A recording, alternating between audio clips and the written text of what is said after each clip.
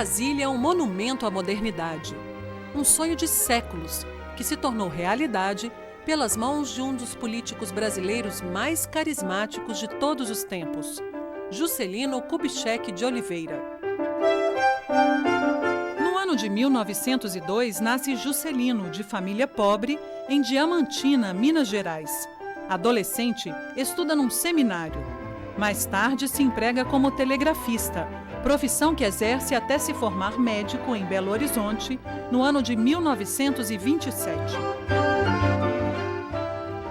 Em 1933, Getúlio Vargas nomeia Benedito Valadares para governar o estado de Minas Gerais. É ele quem inicia Juscelino na política, convidando-o para ser seu chefe de gabinete. Em abril de 1934, JK filia-se ao Partido Progressista, pensando em concorrer como deputado federal nas eleições seguintes. Assim, ele é eleito com a maior votação do estado em 1935. No dia 10 de novembro de 1937, Getúlio precipita o golpe. Ele fecha o Congresso e institui o Estado Novo. Juscelino perde o mandato na Câmara e reassume suas atividades de médico em Belo Horizonte. Em fevereiro de 1940, Benedito Valadares convida JK a assumir a prefeitura da capital mineira. Famoso por seu bom humor, Juscelino se populariza e empreende grandes obras de infraestrutura na cidade de Belo Horizonte.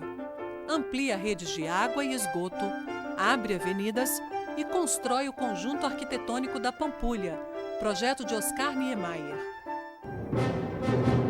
Getúlio Vargas é deposto em 29 de outubro de 1945 e Juscelino é afastado da prefeitura. Nas eleições de dezembro, Eurico Gaspar Dutra é eleito presidente da República. Juscelino Kubitschek elege-se deputado federal e participa da elaboração da Constituição de 1946. Em 1950, Getúlio Vargas torna-se presidente da República mais uma vez. Juscelino disputa e vence a eleição ao governo de Minas Gerais. Ele tem como base de sua administração o binômio energia e transporte. Em agosto de 1954, Getúlio Vargas se suicida. O vice Café Filho assume a presidência da República. Em fevereiro do ano seguinte, é JK quem lança candidatura à presidência. O momento político é delicado. Há um movimento contra as eleições e a favor de uma intervenção militar. As eleições de 3 de outubro de 1955 ocorrem num clima de tensão com o exército nas ruas. Logo após o resultado, líderes da UDN, União Democrática Nacional, contestam a legitimidade da vitória de JK e Jango. O ministro da Guerra, general Henrique Teixeira Lott, toma a frente de um movimento pela legalidade para garantir a posse dos eleitos. Ao assumir, Juscelino pede ao Congresso o fim do estado de sítio e da censura à imprensa. Mesmo com uma difícil situação econômica herdada dos governos anteriores, dá partida ao plano de metas. O lema 50 anos de progresso em 5 de governo encabeçava as 30 metas divididas em 6 grandes áreas: energia, transportes, alimentação, indústrias de base, educação e a construção de Brasília. Juscelino prometeu, para se eleger, um país crescendo, um país se desenvolvendo. Ora, para isso ele precisava de capital para investir.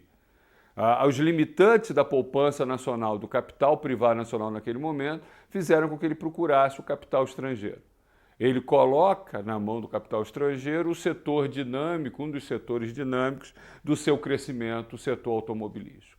Entretanto, criou espaço para o capital nacional. As construções de estrada, até onde nós estamos informados, não foi feito com capital estrangeiro. Porém, ele usou também recursos públicos para acelerar o crescimento. E isso causou um problema inflacionário. Nada comparado com o que aconteceu anos depois. Nós estamos falando de uma inflação no período juscelino que vai chegar entre 20% e 30% ao ano. O que ele prometeu e estabeleceu em metas, em geral, ele cumpriu. tá certo? Isso também é cada vez mais raro na história recente do Brasil. O custo dele ter cumprido isso, nós podemos discutir. Eu acho que, em uma relação benefício-custo, o governo Juscelino Kubitschek foi um governo com benefícios sociais muito superiores aos custos sociais.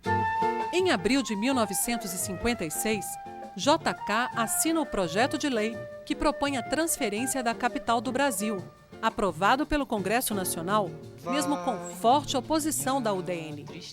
Em março de 1957, o urbanista Lúcio Costa ganha o concurso que vai definir o traçado do Plano Piloto de Brasília. Em 1959, o governo lança um plano econômico para controlar a inflação e pede crédito ao Fundo Monetário Internacional. O fundo faz uma série de exigências e o governo se recusa a ceder à pressão. Juscelino decide conduzir pessoalmente as negociações e acaba por romper com o FMI. Em 21 de abril de 1960, Juscelino Kubitschek inaugura Brasília, a nova capital do Brasil. Sonho dos Inconfidentes de 1799 tem nesta realização de 1960 a sua etapa derradeira, pois agora encontra o Brasil o seu verdadeiro destino e poderá caminhar mais solidamente para a completa emancipação. Se você disser que eu desafio... Em outubro de 1960, apoiado pela UDN, Jânio Quadros chega à presidência da República com ampla vantagem de votos. Nas eleições de 1961, Juscelino elege-se senador por Goiás. Poucos meses depois, Jânio renuncia e Jango assume a presidência. Em 64, um golpe depõe Goulart. Uma junta militar assume o poder. Castelo Branco pretende concorrer às eleições presidenciais e Juscelino decide apoiá-lo a princípio.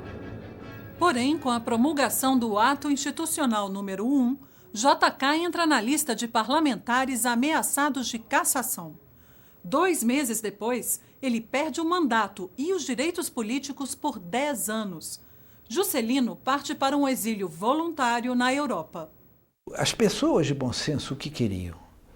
Queriam que isso não se agravasse mais ainda, né? E que o Brasil tivesse uma abertura, um caminho para consagrar a volta à democracia. Isso explica a junção dos contrários. Jango de um lado, Juscelino e Lacerda. Mas eram os 3 maiores líderes populares que o Brasil tinha.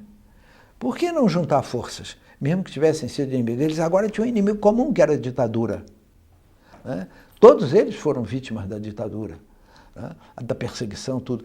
Era natural que se unissem. E isso mostra a grandeza, né? Mais uma vez, do Juscelino, do Jango também, que se uniu com o indivíduo que mais os atacou. Eles esqueceram tudo isso, fizeram frente ampla. Evidentemente, com a reação do governo, isso não prosperou. Num domingo, dia 22 de agosto de 1976, Juscelino segue pela Via Dutra para o Rio de Janeiro, vindo de São Paulo. O carro em que está é atingido por um ônibus. Desgovernado, atravessa o canteiro central e bate de frente em uma carreta. Mais de 60 mil pessoas deram o último adeus a JK. Na marcha de 15 quilômetros até o cemitério Campo da Esperança, em Brasília, se confundiam lágrimas, palmas e vivas. Na presidência da República, Juscelino industrializou o país e possibilitou um desenvolvimento nunca visto antes. Ele tinha também o mérito de conciliar forças opostas usando uma única arma, o diálogo. Apesar de todas as crises que enfrentou, nunca deixou de ser um grande democrata. Por tudo isso, Juscelino Kubitschek é um dos construtores do Brasil.